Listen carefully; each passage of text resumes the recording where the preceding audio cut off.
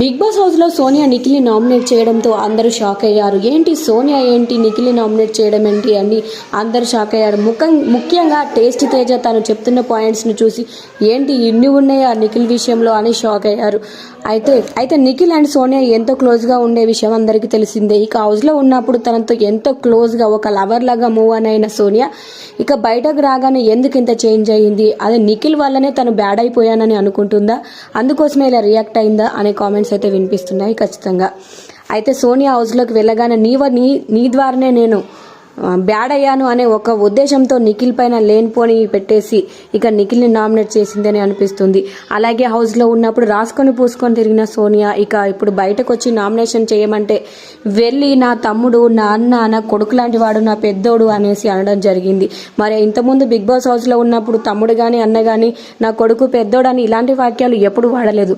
కానీ సడన్గా ఎందుకు ఇంత చేంజ్ అనేది అయితే జనాల్లోకి ఖచ్చితంగా వెళ్ళింది.